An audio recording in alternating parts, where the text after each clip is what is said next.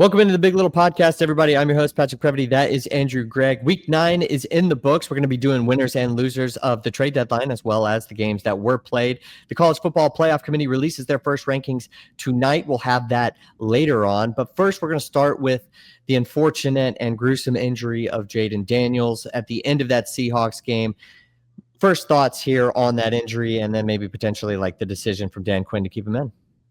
Yeah, so just first off, it's not a miracle, but it's very fortunate that it's not his throwing arm, because then it's possibly career-ending. But still, the recovery and the process that is going to be ahead of Jayden Daniels is super unfortunate, especially given the time and place of that game. I think that game was essentially over in the first half, and I understand wanting to maybe muster up some energy for the next week and take some momentum from this game into the next one with one final drive.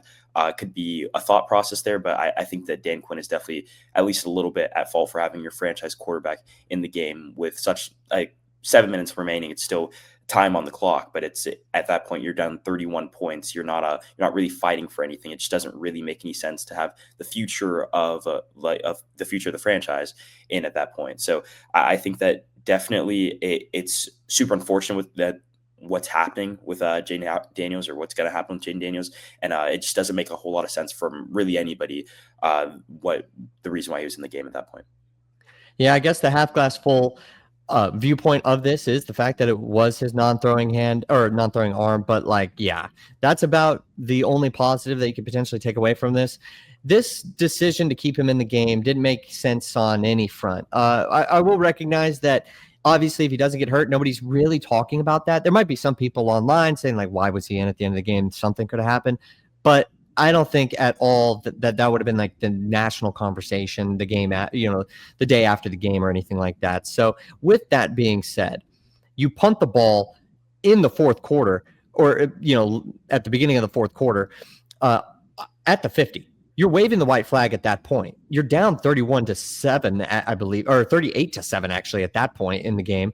And you've essentially said, if you're going to try to make this any sort of game, try to make a run, do some, pull off some miracle, that's not going to be in the cards because you punt this ball.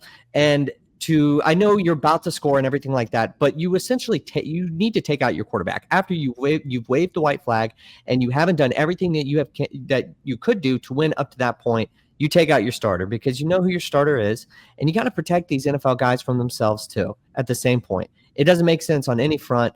The score, the time, the decisions made prior to it, and then who exactly Jayden Daniels is to your franchise. By all accounts, I completely respect Dan Quinn as a head coach in the National Football League, but this was one of the worst decisions I've seen in a while.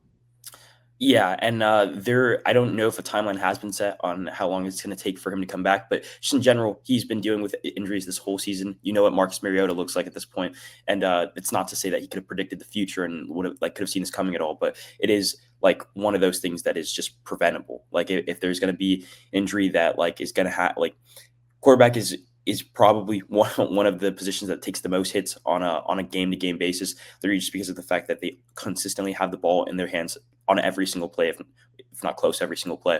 And just the fact that you're running the risk of that through putting your franchise quarterback in a meaningless game, or at least at that point, a meaningless game, just doesn't really make any sense. If they were going to go on any sort of run towards the end of the season here, obviously the Commanders are coming off an NFC Championship game appearance.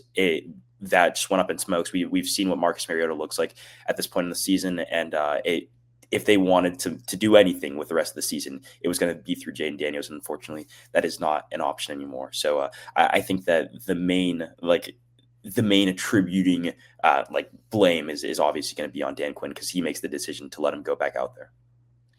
Yeah, there's got to be somebody you would think that might be in his ear to say, hey, we punted on the last drive. Do we want Jayden Daniels to go back out there? He did come in with a slight reputation of not exactly always protecting himself as a player on the football field. And that's something you got to take into account. And it's a real thing. So when you run an RPO, he's going to run the ball, even though you're down 31 points and you're that close to the goal line.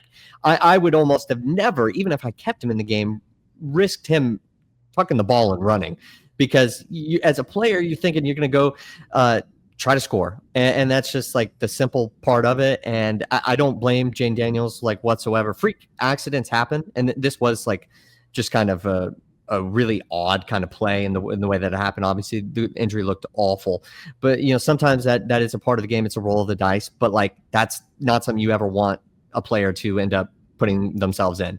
And I think a lot of this conversation that we have about like injuries and stuff, it's pretty well recognized. I think that the NFL as a whole does have to protect the players, but the coaches need to make sure that they protect these guys, because there is no way, as fast as this game is, that a player is going to make a business decision more often than not.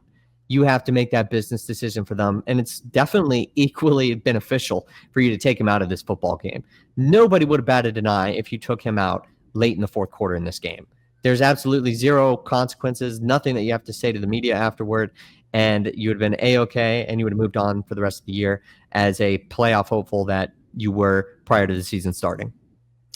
Yeah, and then just to wrap it up, it was like, not only is it like you don't bat an eye if this is a regular game, but this is also Jayden Daniels that has been injured at multiple points in the season, including the very last game. Like, he didn't play that Kansas City game in the lead up to this game, so he was like questionable coming into this game. He makes the start, and then you get him for the game. Obviously, it doesn't go the way you want it to, but at that point, you have your franchise quarterback coming off two separate injuries throughout the course of the season, being out two separate times, and a game that he was literally just out for.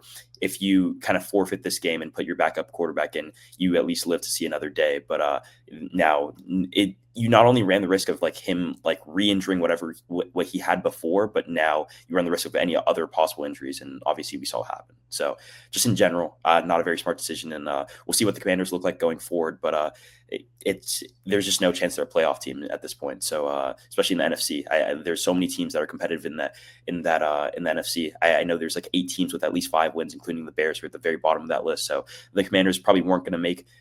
Would be a tough run ahead no matter what. But now without Jayden Daniels, it's impossible.